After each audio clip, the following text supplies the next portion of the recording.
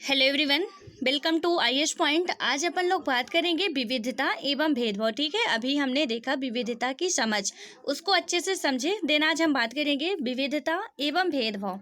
विविधता को हमने समझ लिया है, अब उसमें समझेंगे कि भेदभाव कैसे किया जाता है। ठीक है, विभिन्न विभिन्न लोगों में कैसे हमारी क्या सोच होती है, हम क्या उनके बारे में सोचते हैं और उनके साथ हम कैसा व्यवहार करते हैं। ठीक है, इन सारी बातों को बहुत ही अच्छे तरीके से डिटेल से समझेंगे।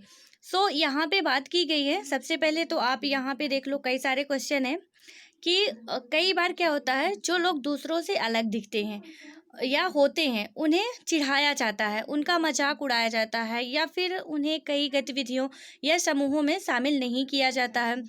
अगर हमारे दोस्त या दूसरे लोग हमारे साथ ऐसा व्यवहार करें तो हमें बहुत दुख होता है, गुस्सा भी आता है और हम असहाय महसूस करते हैं। तो यहाँ पे आप में से भी कई लोगों ने इसका सामना किया होगा, बिल्कुल किया होगा, जो भी होंगे। तो क्योंकि कोई भी आदमी इक्वल नहीं होता है। ठीक है, किसी का इतना ज़्यादा मतलब कि अब ये हो कि हर कोई अब्राहम लिंकन बन जाए या हर कोई आइंस्टीन बन जाए, तो ऐसा नहीं है। सबके पास कुछ ना कुछ कमियां होती हैं, लेकिन हम लोग क्या करते हैं, हमारे समाज के लोग, कि उनका मजाक उड़ाते हैं, उनकी कमजोरियों पे हंसते हैं, उनको अपने से अलग रखने की कोशिश करते हैं। ठीक है, तो यहाँ पे इसी के बारे में सारी चीज़ें समझाई गई हैं कि कैसे हमारे लोगों की पहले सोच थी और आज भी लोगों के प्रति, लोगों के लिए आज भी बहुत सारी अवधारणाएं गलत बनी हुई है। ठीक है, तो यहाँ पे हम बिल्कुल बहुत ही अच्छे तरीके से समझेंगे कि क्या कैसे है। ठीक है, यदि हम बात करें तो हम क्या हैं और हम कैसे हैं, ये कई चीज़ों पर निर्भर करता है। हम कहाँ रहते हैं, कौन सी भाषाएं बोलते हैं, क्या खाते हैं, क्या पहनते हैं, कौन से खेल खेलते हैं और कौन से उत्सव मनाते हैं, इन सब पर हमारे रहने की जगह के भूगोल और उसके इतिहास पर असर पड़ता है। ठीक है, मतलब कि हम कैसी जगह पे रहते हैं, हम किस घर में पैदा हुए हैं, हमारा काम क्या है। तो जैसे आपने पहले वीडियो में देखा कि जो कुम्हार के घर में पैदा हुआ तो उसके लिए सिर्फ एक ही काम था कि वो करेंगे उनके घर वाले, तो सिर्फ उसका बच्चा वही कर सकता था। ठीक है, वो कैसा खाना खाते हैं। यहाँ पे अगर बात करो आप संक्षेप में, तो निम्नलिखित बिंदुओं पर ध्यान दें तो इनमें से क्या है कि यह अंदाज़ा लग जाएगा कि भारत कितनी विविधताओं वाला देश है। यहाँ पे बात करें तो बहुत ज़्यादा विभिन्नता है। ठीक है, हमारे कंट्री पे संसार में 8 मुख्य धर्म हैं। पूरे विश्व में मेनली धर्म तो बहुत ज़्यादा है, लेकिन मुख्य रूप से बात करें तो सिर्फ 8 धर्म है। पूरे विश्व की बात कर रहे हैं। ठीक है, तो भारत में उन 8 धर्मों के अनुयायी, यानी कि अनुयायी मतलब होते हैं कि जो उस धर्म को मानने वाले होते हैं। ठीक है, तो उन धर्मों के अनुयायी यानी कि धर्म को मानने वाले रहते हैं यहाँ 1600। ठीक है, यहाँ पे 1600 से ज़्यादा भाषाएं बोली जाती हैं। अब यहाँ से अंदाज लगा सकते हो आप कि भारत ही नहीं, पूरा जो देश, पूरा विश्व है वो ही कई विविधताओं से भरा हुआ है। ठीक है, पूरे विश्व की यहाँ पे बात की जा रही है कि यहाँ पे 8 मुख्य धर्म हैं और 1600 से ज़्यादा भाषाएं बोली जाती हैं। ठीक है, तो यहाँ पे यदि बात करें तो जो लोगों की मातृभाषाएं होती हैं, लोगों की जो मातृभाषाएं होती हैं तो कितनी बोली जाती हैं, पूरे विश्व में 1600 से अधिक बोली जाती है। यहाँ 100 से भी ज़्यादा तरह के नृत्य किए जाते हैं। यह विविधता हमेशा खुश होने का कारण नहीं बनती है। ठीक है, ये सारी जो विभिन्नता है, तो ऐसा नहीं है कि इससे हर एक आदमी खुश होगा, ऐसा बिल्कुल नहीं है। हर एक आदमी कहीं ना कहीं इनको उसको लाभ नहीं मिलता है। ठीक है, यहाँ आप आगे समझेंगे कि कौन से लोगों को कैसे किसके क्षेत्र में लाभ नहीं मिल पाता है और वो बस दबे कुचले रह जाते हैं। ठीक है, यहाँ पे बात करें तो हम उन लोगों के साथ सुरक्षित एवं अस्वस्थ महसूस करते हैं जो हमारी तरह दिखते हैं, बात करते हैं, हमारी तरह ही कपड़े पहनते हैं और हमारी तरह सोचते हैं। कभी कभी जब हम ऐसे लोगों से मिलते हैं जो हमसे बहुत भिन्न होते हैं। ठीक है, ये आप लोग जितनी बातें हम बोल रहे हैं सारे अपने ऊपर इम्प्लीमेंट करके देखो आप लोग, आपको बहुत अच्छे तरीके से समझ में आएगी। ठीक है, तो यहाँ पे पहले इसको पढ़ लेते फिर समझते हैं। क्या है कि कभी कभी जब हम ऐसे लोगों से मिलते हैं जो हमसे बहुत भिन्न होते हैं, तो हमें वे बहुत अजीब या अपरिचित लग सकते हैं, ठीक है। कई बार क्या होता है कि हम समझ ही नहीं पाते या जान ही नहीं पाते हैं कि वे हमसे अलग क्यों हैं। लोग अपने से अलग दिखने वालों के बारे में खास तरह की राय बना लेते हैं, ठीक है। क्या करते हैं लोग कि यदि हम ही लोग देख लो कि यदि हम लोग कुछ किसी अच्छे कास्ट में पैदा हो गए, तो यदि विकलांग को देख लिए सपोज, तो भले ही बाद में हमारे अंदर उसके प्रति अच्छी भावना जगे, लेकिन पहले ही उसको देख के हंसी आ जाएगी, या कुछ टेढ़ा मेढ़ा देख लिए तो उस पर कुछ कमेंट कर देंगे कि ऐसा है वैसा है, ठीक है। हम में से बहुत से ऐसे लोग हैं जो ऐसा बिल्कुल करते हैं। और आप लोग स्कूल कॉलेज में रहे होंगे तो आपको पता है, यदि आप में कोई कमी है तो आपने इसका फेस ज़रूर किया होगा कि लोग आपके साथ कैसा व्यवहार करते हैं। यदि कोई एक अच्छा इंसान है तो वो आपसे, और आप थोड़ी बुरे हो, ठीक है, तो आपसे वो बात नहीं करना चाहेगा। या कि आप थोड़ी अच्छे खासे हो, वेल मेंटेन रहते हो, तो आप किसी निकृष्ट आदमी से बात करना पसंद नहीं करते हो, ठीक है। उसके पास बैठना, उसके कपड़े पहनना बिल्कुल आप लोग पसंद नहीं करोगे। यहाँ पे बात की गई है पूर्वाग्रह की, ठीक है। पूर्वाग्रह को समझते हैं क्या होता है। तो पूर्वाग्रह का मतलब, तो पहले पूर्वाग्रह का मतलब ये होता है कि मतलब पूर्व निर्णय, जो पहले से निर्णय लिया हुआ होता है। अर्थात इसमें बात करें तो किसी मामले के तथ्यों की जांच किए बिना ही राय बना लेना या मन में निर्णय ले लेना, ठीक है। कोई मामला हम उसकी जांच नहीं किए, उसकी परख नहीं किए, बस अपने ही मन में उसका निर्णय बना लिए और उसी के अनुसार हम लोग उसका पालन करने लगे, ठीक है। और उसी के अनुसार हमारे जो दिमाग में है वही राय बैठी रहती है कि ये ऐसा है, वो ऐसा है, ऐसा हमको नहीं करना चाहिए और वैसा हमको नहीं करना चाहिए, ठीक है। यहाँ पे आपको बहुत सारे एग्जाम्पल देखने को मिलेंगे तो सारी बातें आपको समझ में आएगी। यहाँ पे बात करें तो उन कथनों को देखिए जो आपको ग्रामीण एवं शहरी लोगों के बारे में सही लगे, ठीक है। जिन कथनों से आप सहमत हैं उन पर निशान लगाएं। क्या आपके दिमाग में शहरी या ग्रामीण, मतलब कि ग्रामीण या शहरी लोगों को लेकर किसी भी प्रकार का पूर्वाग्रह है? बिल्कुल है, हम सबके दिमाग में है। हम पहले से ही मान के बैठे हैं कि ग्रामीण लोग जो होते हैं वो थोड़ा दबे कुचले निम्न कास्ट के होते हैं, मतलब वो गरीब लोग होते हैं, ठीक है, जो ग्रामीण के होते हैं। जो शहर वाले लोग होते हैं वो थोड़ा इंटेलिजेंट होते हैं, थोड़ा होशियार होते हैं, थोड़ा मतलब उनका लाइफ स्टाइल थोड़ा चेंज होता है, ठीक है, उनको हम लोग अच्छा मानते हैं। ये अभी भी सब कुछ बना हुआ है, ठीक है। तो यहाँ पे बात करें तो हमारे दिमाग में ये सब बातें चलती रहती है। यहाँ पे बात की गई कि क्या दूसरे लोगों के दिमाग में भी ये पूर्वाग्रह हैं? तो मैं तो मानती हूँ कि कुछ लोगों को छोड़ के सबकी मेंटेलिटी बस इन कुछ सिद्धांतों में ऐसी ही है।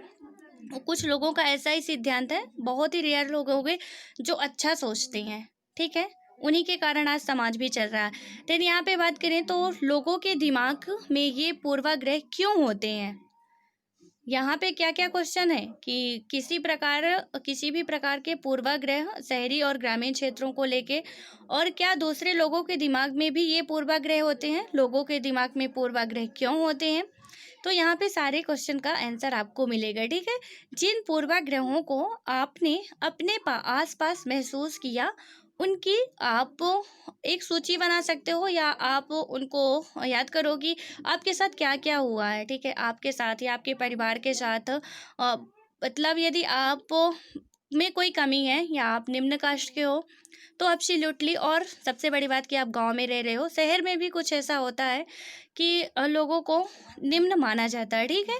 तो यहाँ पे ये पूर्वाग्रह लोगों के व्यवहार को कैसे प्रभावित करते हैं, तो यहाँ पे बात करें तो यहाँ पे आप देख लो, जो ग्रामीण क्षेत्र है और शहरी क्षेत्र में कुछ बातें लिखी गई हैं। जैसे कि क्या लिखा गया है कि आधे से ज़्यादा भारतीय गांव में रहते हैं, ठीक है, ये बिल्कुल सही है।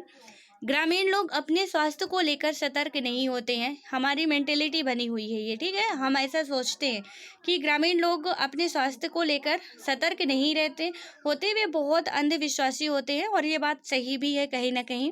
कि उनको इतना काम रहता है कि वो सोचते चलो 2-3 जब तक अच्छे से बिस्तर नहीं पकड़ लेते हैं तो वो जल्दी दवाई कराने भी नहीं जाते हैं, ठीक है। और औरतें तो बिल्कुल अपने स्वास्थ्य पे ध्यान नहीं देती गाँव में, और गाँव में अंधविश्वास भी बहुत है।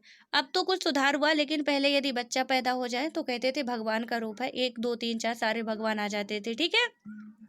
यहाँ पे बात करें नेक्स्ट की, तो गांव के लोग बहुत पिछड़े हुए होते हैं और वे कृषि की आधुनिक प्रौद्योगिकियों का इस्तेमाल करना पसंद नहीं करते हैं। यहाँ पे और बात की गई है कि फसल की बुवाई और कटाई के समय परिवार के लोग खेतों में 12 से 14 घंटे काम करते हैं, ठीक है। जब इनका खेत फसल की बुवाई और कटाई का समय होता है, वहाँ पे लोग कम से कम नहीं तो 12 से 14 घंटे तक लगातार काम करते रहते हैं, और उनका कोई ज़्यादा मेहनत का फल भी उतना अच्छा उनको नहीं मिल पाता है। कभी बाढ़ आ गई, कभी सूखा हो गया तो सारी फसल बर्बाद हो जाती है, लेकिन फिर भी वो लगातार मेहनत करते रहते, ठीक है। ग्रामीण लोग काम की तलाश में शहरों की ओर भी जाते हैं, तो मतलब जाते क्या है, वो मजबूर होके जाते हैं, उनको जाना पड़ता है, ठीक है। यदि शहरी लोगों की यहीं पे कंपेयर करें हम, तो शहरी जीवन बड़ा आसान होता है। यहाँ के लोग बिगड़े और आलसी होते हैं। बिगड़े आलसी का मतलब है कि उनके पास अब यहाँ जहाँ गांव में 12 घंटे 14 घंटे काम कर रहे हैं, वहाँ उनको क्या है कि कोई काम तो करना नहीं है, बस खाओ पियो आराम से आराम करो बस, और क्या है। तो इसीलिए वो बहुत बिगड़े हुए और आलसी होते हैं। और शहरों में लोग अपने परिवार के सदस्यों के साथ बहुत कम समय बिताते हैं, ठीक है। वो ज़्यादातर पैसा कमाने के चाह में ही लगे रहते हैं, और सब अपने अपने काम में बिजी रहते हैं, अपने अपने रूम में रहेंगे, घर में भी रहेंगे, तो ज़्यादातर वो घर वाले परिवार वाले लोगों से बात करना भी पसंद नहीं करते हैं। मैंने भी कुछ ऐसा देखा है, ठीक है। यहाँ पे बात करें तो शहरी लोग केवल पैसे की चिंता करते हैं, लोगों की नहीं। उनको कभी कभी वो पैसों के लिए किसी को बुरा भला भी बोल देते हैं, दिल भी दुखा देते हैं, बस उनको पैसा चाहिए और कुछ कुछ नहीं चाहिए, ठीक है। शहरी लोगों पर भरोसा नहीं किया जा सकता, वे बहुत चालाक और भ्रष्ट होते हैं। भ्रष्ट मतलब कि वो बहुत चालाक, उन पे भरोसा करना बहुत ही टेढ़ी खीरे कि आप उन पे भरोसा कर लो, कहते कुछ और है करते कुछ और है, ठीक है। शहरों में रहना बहुत महंगा पड़ता है, लोगों की कमाई का एक बहुत बड़ा हिस्सा किराए और आने जाने में खर्च हो जाता है। यदि आप में से कोई भी किसी भी सिटी में रूम लेके रह रहे हो, तो आप लोगों ने देखा होगा कि सब कुछ हर एक चीज़ आपको पैसे में मिलेगी, रहना खाना सो जितना भी है सब कुछ आपको क्या है पैसा पे करना पड़ेगा उसके लिए, तभी आपको अवेलेबल हो सकती हैं। तो शहरों में रहना भी बहुत महंगा होता है, तो इसका मतलब तो ये हुआ कि शहर में वही लोग रह सकता है जो अमीर हो, ठीक है। मतलब जिसके पास अच्छा खासा पैसा हो, शहर में वही रह सकता है।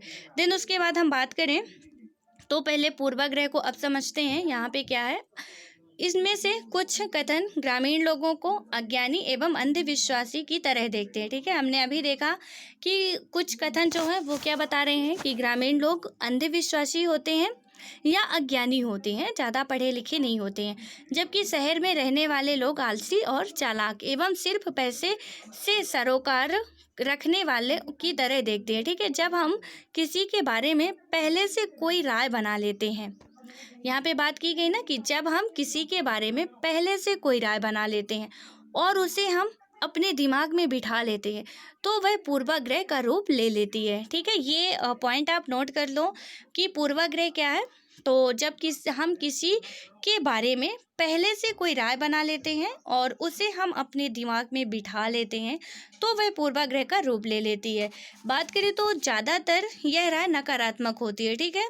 अब ऐसा ही नहीं है कि शहर में सिर्फ अमीर अमीर ही रहते हैं या गांव में अज्ञानी ही रहते हैं, अंधविश्वासी ही रहते हैं। बहुत से लोग गांव से ही उभर के गए हैं और बहुत अच्छा अच्छा काम किए हैं, लेकिन ये हमारी पहले से अवधारणा बन चुकी है कि यहाँ के लोग ऐसे रहते हैं और यहाँ के लोग ऐसे रहते हैं, ठीक है। देन उसके बाद है कि ज़्यादातर यह राय क्या होती है, हमारी निगेटिव होती है। जैसा कि कथनों में दिया गया है कि लोगों को आलसी चालाक या कंजूस मानना भी पूर्वाग्रह है, ठीक है। ये हमारी पहले की सोच है कि हम लोगों को आलसी मानते हैं। अब ऐसा नहीं कि शहर का प्रत्येक व्यक्ति आलसी ही होगा या चालाक होगा या कंजूस होगा, ठीक है। बहुत ज़्यादा दान वगैरह करते हैं ये लोग, सब कंजूस नहीं होते हैं। देन यहाँ पे जब हम ये सोचने लगते हैं कि किसी काम को करने का कोई एक तरीका ही सबसे अच्छा और सही है, तो हम अक्सर दूसरों की इज्जत नहीं कर पाते हैं। जो मतलब कि जो किसी दूसरों की मतलब दूसरों को दूसरों की तरह करना पसंद करते हैं। ठीक है, यदि क्या किए कि हम कोई काम कर रहे हैं और हमारे मन में ये बना हुआ है कि जो हम कर रहे हैं वो अच्छा कर रहे हैं, जो दूसरा कर रहा है तो वो गलत कर रहा है, तो फिर क्या करते हैं, हम उसकी इज्जत नहीं कर पाते हैं।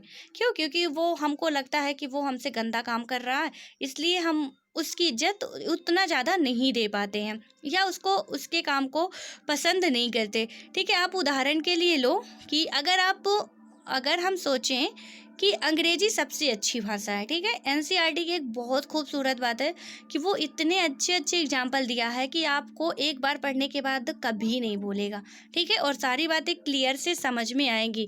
यदि आप एक बार बुक से रीड कर लेते हो और इसको देख लेते हो पूरा सही से, तो आपको फिर कभी नहीं भूलेगा और पूरे कंसेप्ट क्लियर हो जाएंगे। ठीक है, यहाँ पे देखिए कितना अच्छा उदाहरण दिया हुआ है कि उदाहरण के लिए अगर हम अंग्रेजी सोचें अगर हम सोचें कि अंग्रेजी सबसे अच्छी भाषा है और दूसरी भाषाएं महत्वपूर्ण नहीं है, तो हम अन्य भाषाओं को बहुत ही नकारात्मक रूप से देखेंगे।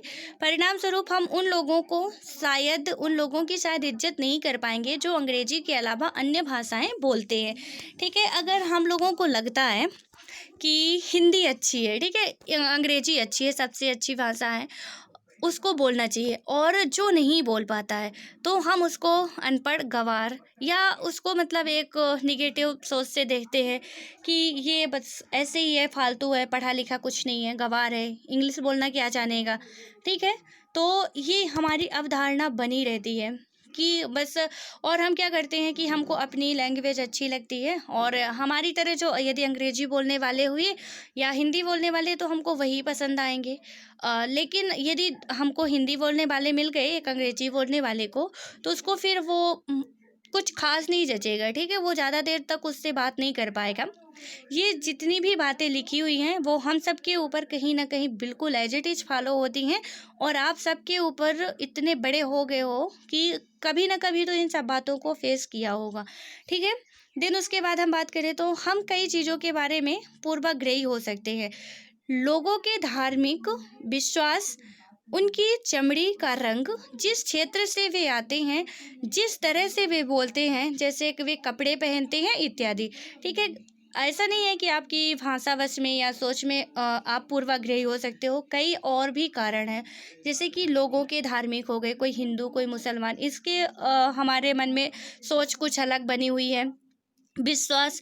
और उनकी चमड़ी का रंग, आप में से किसी बहुत से लोगों को फेस करना पड़ा होगा, कोई काला है कोई गोरा है, तो काली चमड़ी वालों को तो बहुत ही गंदा माना जाता है। ठीक है, मतलब कुछ लोगों की ऐसी सोच होती है, कोई गंदा होता नहीं है, सब कोई भगवान के घर से आता है, तो वहाँ से यदि काश उसके बस में होता है तो वो आपसे भी अच्छा बन के आता। लेकिन हम लोगों की ऐसी सोच बन जाती है कि ओह इतना काला, मैं तो इसे देखूँ तक नहीं। ठीक है, तो ऐसा सबके मन में कहीं न कहीं, हालाँकि बाद में आप उसकी सच्चाई जानो, वो अच्छा इंसान है, आपको उसके प्रति कोई मतलब भावना जागृत हो, लेकिन देखते ही जो एक अट्रैक्शन होता है ना अपना, कि देखते ही किसी को हम भले ही हम अंदर से बहुत अच्छे हैं, लेकिन हम जैसे ही किसी को देखें गंदे आदमी को, तो पता नहीं क्यों एक नेगेटिव सी सोच पहले ही उत्पन्न हो जाती है। चाहे बाद में भले ही उसकी मदद करें या उसको समझें कि वो क्या है। ठीक है, लेकिन पहले सबकी सोच ऐसी ही है। उसके बाद बात करें, क्योंकि हमारे अंदर पहले से ही क्या है, वो अवधारणा बनी हुई है कि वो काला है मतलब अच्छा नहीं है, वो गंदी है मतलब उससे बात नहीं करनी चाहिए। ठीक है, या वो अच्छा नहीं है, दुबला पतला है, गोरा नहीं है, तो हैंडसम नहीं है, उससे मैं बात नहीं करूँगी। ठीक है, तो यहाँ पे और आजकल तो और ज़्यादा भी प्रॉब्लम्स हो गई है, सो वहाँ पे नहीं जाएंगे। देन यहाँ पे बात करते हैं कि जिस क्षेत्र से वे आते हैं, जिस तरह से वे बोलते हैं, कैसे कपड़े पहनते हैं, ये सारी बातें इसमें इम्प्लीमेंट होती हैं। ठीक है, यहाँ पे यदि हम बात करें तो अक्सर दूसरों के बारे में बनाए गए हमारे पूर्वाग्रह इतने पक्के होते हैं कि हम उनसे दोस्ती नहीं करना चाहते हैं। ठीक है, इस वजह से कई बार हमारा व्यवहार ऐसा होता है कि हम उनको दुख पहुंचा देते हैं।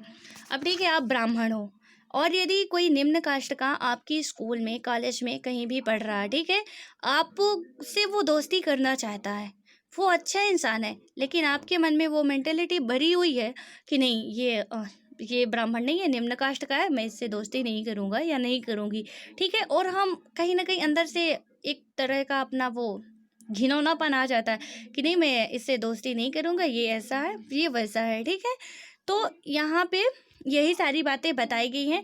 फिर उसके बाद बात करें तो लड़के लड़कियों में भी भेदभाव होता है, जो हमारी पहले से ही अवधारणा बनी हुई है, और ये बहुत पक्की अवधारणा बनी हुई है, और आज तक इसका कोई सुधार नहीं हुआ, ठीक है। महिला सशक्तिकरण सब कुछ चलाया जा रहा है सरकार के द्वारा, लेकिन आप ग्रामीण क्षेत्रों में जाके देखोगे ना, तो बहुत ज़्यादा इसका इफ़ेक्ट आपको देखने को मिलेगा लड़के और लड़की में।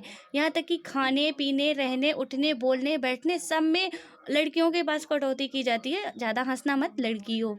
ज़्यादा इधर उधर घूमना मत, लड़की हो। ये इतना बोलना मत, तुम लड़की हो। ये तुम नहीं खाना क्योंकि तुम लड़की हो, ठीक है। बहुत से ऐसी बातें होती हैं लड़के और लड़कियों में। लड़कों को तो शेर बोला जाता है कि ये तो लड़का है, लड़का, मर्द कभी रोते नहीं है, ठीक है। ऐसी बातें होती हैं। आप लोग दोस्तों में भी बात करते होंगे कि अबे यार तू, सॉरी मैंने गलत वर्ड का यूज कर लिया, मतलब बोलते होंगे कि तू मर्द है, रो नहीं सकता है, ठीक है। तो यहाँ पे आपको सारी बातें याद रखनी है। लेकिन उसके बाद यहाँ पे यदि हम पढ़ेंगे तो समझ में आएगा कि समाज में लड़के और लड़कियों में कई तरह से भेदभाव किया जाता है। हम सभी इस भेदभाव से परिचित हैं। एक लड़का या लड़की होने का अर्थ क्या होता है? हम पैदा होते ही तो नहीं समझते ना कि हम लड़का हैं या लड़की हैं, ठीक है। आप में से कोई भी यदि पैदा होते ही समझ गया हो तो मुझे ज़रूर कमेंट बॉक्स में बताना कि मुझे पता चल गया था कि मैं कौन हूँ, ठीक है। हमको हमारे घर के द्वारा बताया जाता है कि तू लड़का है, तू ऐसा कर, तू लड़की है, तुझे ऐसा करना चाहिए, ठीक है। आप, यानी कि आप में से कई लोग कहेंगे हम लड़का या लड़की हैं, बिल्कुल कहते हैं, इसमें कोई शक नहीं है। कई तरह, मतलब कि लड़की की तरह जन्म लेते हैं, हम लड़के या लड़की की तरह ही जन्म लेते हैं, या तो ऐसे ही होता है। इसमें सोचने वाली क्या बात है, ठीक है। अब आप सोचो कि क्या हम, मतलब लड़के लड़की की तरह, कि लड़की को निम्न होना चाहिए, लड़के को बहुत हाई फाई होना चाहिए, लड़के को सब जगह जाना चाहिए, लड़के को सब बोलना चाहिए, लड़के को कुछ नहीं बोलना चाहिए, क्या पैदा होते ही ऐसा सब कुछ होता है? बिल्कुल नहीं होता है, ठीक है। यहाँ पे आने के बाद सब कुछ होता है। इसमें सोचने की बात क्या है, यहाँ पे हम एग्जाम्पल से देखेंगे, ठीक है। इसमें सच्चाई यही है।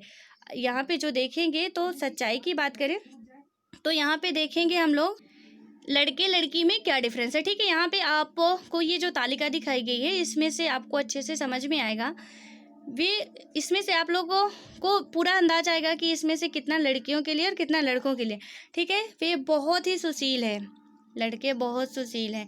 उनका बात करने का तरीका बड़ा सौम्य और मधुर है, ठीक है। ये तो लड़कियों के लिए होगा।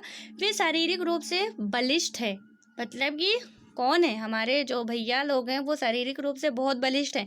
वे शरारती हैं, वे नृत्य करने और चित्रकारी में निपुण हैं, वे रोते नहीं हैं, मर्द कभी रोते नहीं हैं, वे उद्यमी हैं, वे खेल में निपुण हैं, वे खाना पकाने में निपुण हैं, और वे भावुक हैं, ठीक है। इसमें से आपको लड़के लड़कियों में कंपैरिजन करने के लिए दिया गया है कि इसमें क्या कर सकते हो आप। यहाँ पे बात की गई है नेक्स्ट भेदभाव की, यदि हम बात करें, वो तो रहा लड़के लड़कियों का, ठीक है। तो लड़के लड़कियों में आज भी हमारे यहाँ बहुत भेदभाव होता है, कुछ खास सुधार नहीं हुआ है। अभी भी सुधार हुआ, हर क्षेत्र में महिलाएं आगे बढ़ रही हैं, लेकिन आप देखोगे कि जब वो 10 लड़के होते हैं तो एक लड़की होती है, ठीक है। अभी भी रेशियो बहुत कम है। तो ये सब वही पहले की ही जो हमारी मेंटेलिटी बनी हुई है, तो वही है। एक लड़का, यदि आपके घर में ही आप लोग, यदि लड़के या लड़की जो भी सुन रहे हो आप लोग, तो आप लोग अंदाज किए होंगे कि आपके मन में घर का काम करने के लिए, मतलब ये मेंटेलिटी रहती है कि झाड़ू पोछा तो लड़की ही करेगी, लड़के तो ये करते ही नहीं है, खाना लड़के बनाते नहीं हैं, ठीक है, और लड़कियां बाहर जाती नहीं हैं। ये सब मतलब एक अंदर से आ जाता कि नहीं, मैं तो लड़का हूँ या मैं लड़की हूँ तो ऐसा नहीं करूँगी, ठीक है। वो सब पहले से ही सिखाया जाता है। यहाँ पे यदि हम नेक्स्ट एग्जाम्पल की बात करें जो भेदभाव का है, तो लोग तरह तरह की बातें करते हैं। ये विकलांग है, ठीक है, आपको दिख रहा है, मैं लंगड़ाता हूँ, मेरी बोली लड़खड़ाती है, इसके अलावा और भी बहुत कुछ। कभी मैं उदास हो जाता हूँ तो कभी दुखी, लोग मेरा मजाक उड़ाते हैं, ये नई बात नहीं। अगर तुम मेरी जगह होते तो क्या करते? ठीक है, ये इस बेचारे के लिए नई बात नहीं है। ये लंगड़ा है, अच्छे से बोल नहीं पाता है, बहुत सी कमियां हैं इसमें। तो लोग क्या करते हैं, इसकी हेल्प करने की बजाय इसका मजाक उड़ाते हैं। और ये कार्टून में ही नहीं, अपनी हकीकत लाइफ में भी यही सब कुछ चलता है। ठीक है, यहाँ पे दूसरा एग्जाम्पल दिया गया है कि तुम दूसरों से कितनी अलग दिखती हो। ये लड़की है, यहाँ व्हील चेयर पे बैठी है। मैं एक इंसान हूँ, मुझे शर्म आती है, घूरती आंखों से मैं छिप जाना चाहती हूँ। ठीक है, ये लड़की क्या बोल रही है, मैं एक इंसान हूँ लेकिन मुझे शर्म आती है कि मुझे कोई, जब भी लोग मतलब घूरती हुई आंखों से देखते हैं कि ये कैसी है, हंसते हैं पीठ पीछे, तो इसको कहीं ना कहीं बहुत दुख होता होगा। ठीक है, आप में से जो भी होगा ना, तो आप बहुत अच्छी तरीके से समझोगे कि कितना बुरा लगता है जब कोई ऐसा करता है, आपका मजाक उड़ाता है या आपकी कमियों पे हंसता है। क्योंकि जो कमी सुधारना आपकी बस की बात नहीं है, फिर भी लोग इतने मूर्ख होते हैं कि वो आप पे हंसते हैं कि तुम ऐसा अपने से खुद हुए हो जैसा कि। ठीक है, यहाँ पे क्या बात किया गया है, नेक्स्ट एग्जाम्पल है, क्या उसका दिमाग सही है?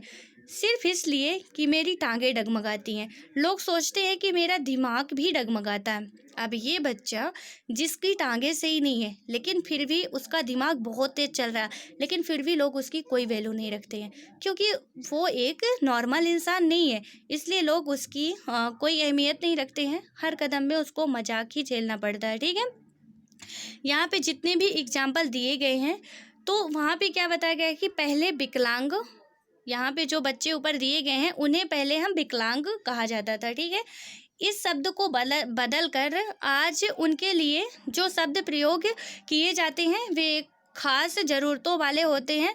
उनके बारे में लोगों के पूर्वाग्रह को यहाँ बड़े अक्षरों में दिया गया है। ठीक है, साथ ही उनकी जो अपनी भावनाएं और विचार भी दिए गए हैं। ये बच्चे अपने से जुड़ी रूढ़िबद्ध धारणाओं के बारे में क्या क्या कह रहे हैं और क्यों, इस पर चर्चा करेंगे बहुत ही अच्छे तरीके से।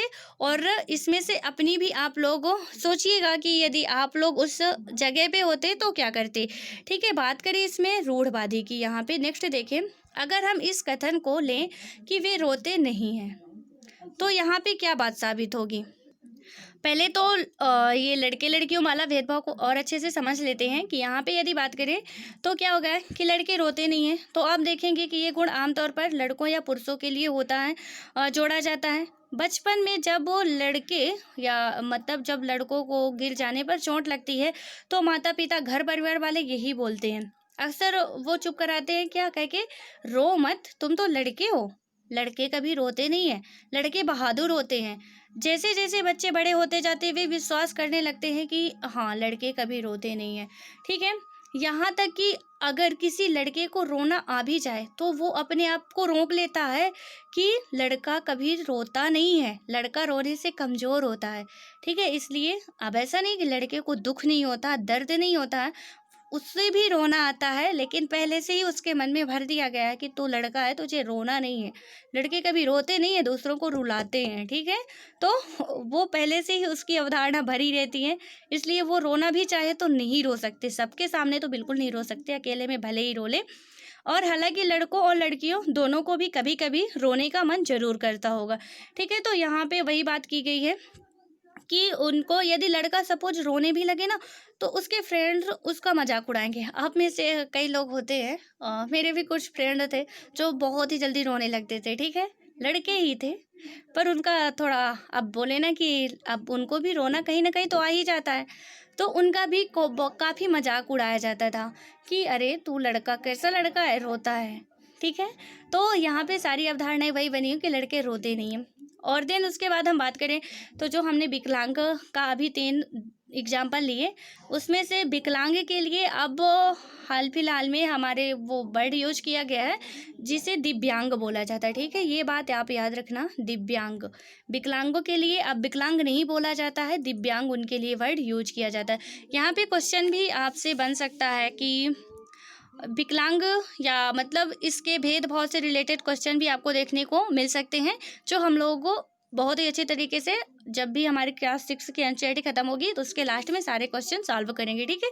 यहाँ पे बात करें कि जब हम सभी लोगों को एक ही छवि में बांध देते हैं या उनके बारे में पक्की धारणा बना लेते हैं तो उसे क्या कहते हैं, रूढ़वादी धारणा कहते हैं। ये मैं आपको बता दूं कि ये जो स्टेटमेंट है, मतलब छोटे छोटे डिफिनेशन है, उनको बहुत ही अच्छे तरीके से आप लोग कहीं नोट्स बना के लिख लेना, क्योंकि आपके मेंस आंसर राइटिंग में या कहीं कहीं ऑब्जेक्टिव भी एज इट इज पूछ दिए जाते हैं ये स्टेटमेंट उठा के, तो बहुत काम आएंगे, ठीक है। जैसे पूर्वाग्रह हो गया, रूढ़ वृद्ध धारणा हो गई, तो इनको आप नोट्स में अपने इंक्लूड कर सकते हो, क्योंकि ये हैं तो छोटे छोटे बट बहुत काम के हैं। यहाँ पे क्या बात की गई कि जब लोग एक छवि में बांध लेती है, उनके बारे में पक्की धारणा बना लेते हैं, तो रूढ़ वृद्धि धारणा कहलाती है, ठीक है। कई बार हम किसी खास देश, धर्म, लिंग के होने के कारण किसी को कंजूस, अपराधी या बेवकूफ़ ठहराते हैं। ऐसा दरअसल उनके बारे में मन में एक पक्की धारणा बना लेते हैं, बना लेने के कारण ही होता है, ठीक है। हर देश, धर्म आदि में हमें कंजूस, अपराधी, बेवकूफ़ लोग मिल ही जाते हैं, सिर्फ इसलिए ही कि कुछ लोग उस समूह में वैसे हैं। पूरे समूह के बारे में ऐसी राय बनाना वाजिब नहीं है, ठीक है। यदि किसी समूह का कोई एक लोग गंदा हो गया, तो सपोज समूह छोड़िए, यदि आपके घर में कोई एक लोग गंदा हो गया तो आपके गांव वाले क्या करेंगे कि आपके पूरे घर को ही गंदा बोलेंगे कि उस घर में मत जाना, वो घर बहुत गंदा है, ठीक है। आप हालांकि आप में से कोई एक व्यक्ति ऐसा है जो अच्छा काम नहीं कर रहा, लेकिन आप पूरे के पूरा घर बदनाम होता है कि ऐसा नहीं करना है, तो बस यहाँ पे वही बात समझाई गई है।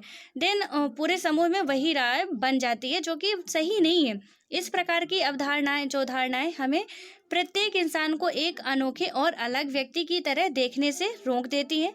हम नहीं देख पाते कि उस व्यक्ति के अपने कुछ खास गुण और क्षमताएं हैं जो दूसरों से अलग हो सकती हैं। हम ये समझ नहीं पाते कि वो व्यक्ति यदि लंगड़ा है तो उसके भी अंदर कोई ना कोई हुनर होगा, यदि वो अंधा है तो उसके अंदर भी कोई ना कोई गुण होगा, जरूर होगा। ऐसा नहीं कि एक नॉर्मल इंसान ही सब कुछ कर सकता। आप बहुत से उदाहरण देखे होंगे, बहुत खूबसूरत लड़की या लड़का दिखने वाला कभी कभी बिल्कुल मतलब कुछ नहीं जानते, वो लोग बिल्कुल जीरो होते हैं, लेकिन फिर भी लोग क्या करते हैं, उससे देख के अट्रैक्ट हो जाते हैं कि यार ये तो बहुत सुंदर, बहुत कुछ, बहुत ज्ञानी होगा। ऐसा कहाँ लिखा है कि जो सुंदर होते हैं वो ज्ञानी होते हैं? ऐसा कुछ नहीं है। जो नॉर्मल नहीं होते हैं उनके पास भी कोई ना कोई कला होती है। रूढ़ वृद्धि धारणाएं बड़ी संख्या में लोगों को एक ही प्रकार के खांचे में जड़ देती हैं। जैसे माना जाता है कि हवाई जहाज उड़ाने का काम लड़कियां नहीं कर सकती हैं। इन धारणाओं में क्या बात की गई है कि हवाई जहाज उड़ाने का काम लड़कियां नहीं कर सकती हैं, ठीक है। तो यहाँ पे जो बहुत बुरा असर पड़ता है, हम सब पर इसका असर पड़ता है। कई बार ये धारणाएं हमें ऐसे काम करने से रोकती है जिनको करने की काबिलियत शायद हम में है, ठीक है। हालांकि देखिए, अब लड़कियां सब कुछ कर सकती हैं, लेकिन बहुत तो मेहनत करनी पड़ी अपने अधिकार को पाने के लिए, तब अब हम लोग सब कुछ कर सकते हैं, ठीक है। हम हर एक स्थान में, हमारी सरकार भी अब सपोर्ट कर रही है लड़कियों के लिए कि वो प्रत्येक स्थान में जा सकती है। यहाँ की पायलट भी बन सकती हैं, बनी ही है, बन नहीं सकती आज भी। हमारी जो लड़कियां हैं, औरतें हैं, वो बहुत हर फील्ड में काम कर रही हैं। वो चाहे वैज्ञानिक क्षेत्र हो, चाहे वो पायलट हो, किसी भी फील्ड का हो। आर्मी में भी अब लड़कियों की खुली छूट दे दी गई है। तो अब हालांकि सारी धारणाएं बदल रही हैं, बट पहले की धारणा वही थी और गांव में तो ज़्यादातर अभी भी वही है, ठीक है। सो फ्रेंड्स, मिलते हैं नेक्स्ट वीडियो में। आई होप कि इतने तक आपको समझ में आ गया होगा। ये एनसीईआरटी की समरी नहीं है, एनसीईआरटी की क्लास है, इसलिए थोड़ा ज़्यादा टाइम लग सकता है, तो उसके लिए आप लोग धैर्य बनाए रखिएगा। दिन कल हम लोग अब बात करेंगे इसके नेक्स्ट का, क्योंकि बहुत बड़ा वीडियो हो जाएगा। तो हम नेक्स्ट वीडियो में बात करेंगे असमानता एवं भेदभाव के बारे में, ठीक है। तो मिलते हैं नेक्स्ट वीडियो में, तब तक के लिए आप पढ़ते रहो।